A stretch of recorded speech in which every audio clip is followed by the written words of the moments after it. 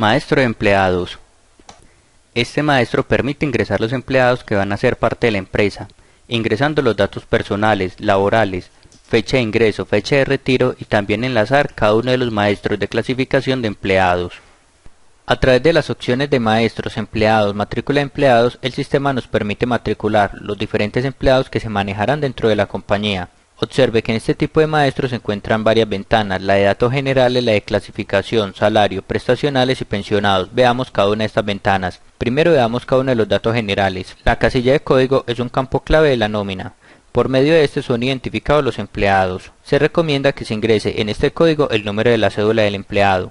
En caso de manejar empleados que ingresan y se retiran con frecuencia de la compañía, recomendamos hacer uso del mismo código separándolo por un guión y un número de consecutivo, el cual indica el número de ingresos del empleado a la empresa. Ingresemos un código para este empleado, coloque los apellidos y el nombre del nuevo empleado. Ingrese el tipo de identificación correspondiente, en este ejemplo es la cédula, y el sexo es femenino. Observe que la casilla de dígito de chequeo se activa cuando se marca en el tipo de identificación NEED. Esta casilla corresponde al dígito de verificación asignado por la DIAN al empleado al momento de inscribirse ante esta entidad. En este ejercicio dejemos marcada la cédula y luego ingrese la fecha de nacimiento del empleado. Habilite el estado civil del empleado, en este ejemplo será casada y tendrá 2 hijos. En la casilla correspondiente al estado se indica el estado en que se encuentra el empleado. Es activo mientras se genera nómina, es inactivo cuando se desvincula de la compañía, cuando esté en vacaciones o esté en licencia no remunerada. En este ejemplo marquémosla como activa. Ahora ingrese la dirección y el teléfono de la empleada. Luego ingresemos la fecha de ingreso de esta empleada a la compañía, la cual será del 1 de enero del año 2010. Para empleados con contrato a término indefinido deje la fecha que propone el sistema, y para empleados con contrato a término fijo define la fecha de terminación del contrato. El sistema también permite ingresar una nota para esta empleada y el correo electrónico. Ahora habilite el botón de clasificación. En esta ventana digitamos los diferentes códigos de agrupación o clasificación que manejarán los diferentes empleados. Estos códigos debieron ser creados con anterioridad por cada uno de los diferentes maestros. Observemos los diferentes grupos y seleccionemos el grupo de nómina quincenal. Ingresemos la dependencia comercial, el cargo ventas, el turno diurno quincenal y el global de autoliquidación por administración. Ahora seleccionemos la caja de compensación de Confenalco y el centro de costo del departamento de venta. El banco es un código previamente definido en el maestro de bancos corporaciones. Este campo tiene que ver también con la transferencia electrónica. En caso de que no maneje dicho proceso, crea un código para identificar el tipo de pago en cheque y luego seleccione el departamento o ciudad. Luego ingrese cada uno de los códigos para los diferentes fondos. Ingresemos el fondo de cesantías, el fondo de pensiones, el fondo de salud, el fondo de ATEP y el fondo de aportes AFC. Ingrese el código de la sucursal a la cual pertenece el empleado. En la casilla de cuentas ingresa el número de la cuenta del empleado. Cuando la cuenta es corriente se debe inicializar con el número 1.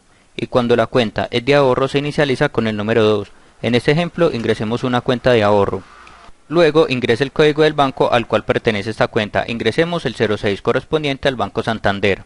Estos bancos son creados por el módulo de maestros, por la opción de bancos pago proveedores. Los prefijos son una definición propia del módulo de nómina para distribuir en las diferentes cuentas contables los gastos laborables de administración de ventas y costos de producción u operación. En esta casilla ingresamos el prefijo número 51 si el tipo de gasto es de administración, el 52 si es de venta o el 72 si es de producción u operación. En este ejemplo es el 52 correspondiente a las ventas. Ahora observe la ventana de salarios.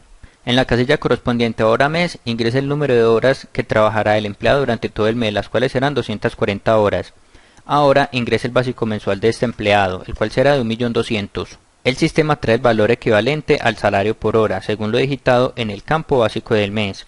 Este valor es calculado automáticamente, dividiendo el salario básico mensual por el número de horas que trabaja al mes.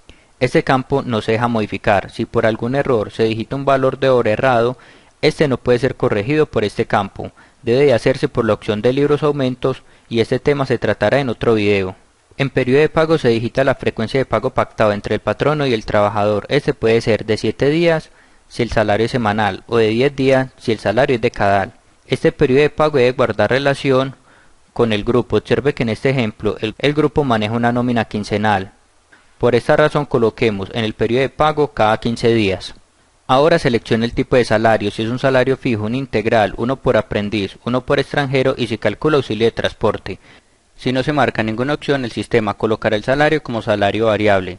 Marquemos salario fijo y ahora habilitemos la ventana de prestacionales. Esta pantalla es utilizada para digitar los datos generales sobre la contratación del empleado.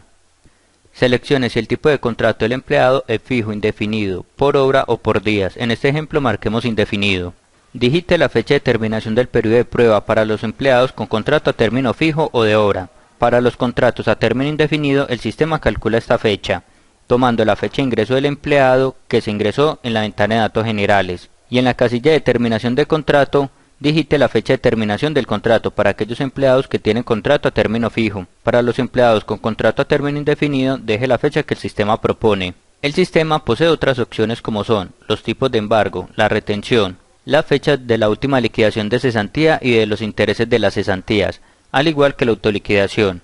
Cada una de estas opciones se verá en los videos correspondientes. La ventana de pensionado solo se marca cuando el empleado es pensionado por la empresa o por la EPS. Este tema se verá en la planilla única para pensionados. Ahora, guarde este maestro.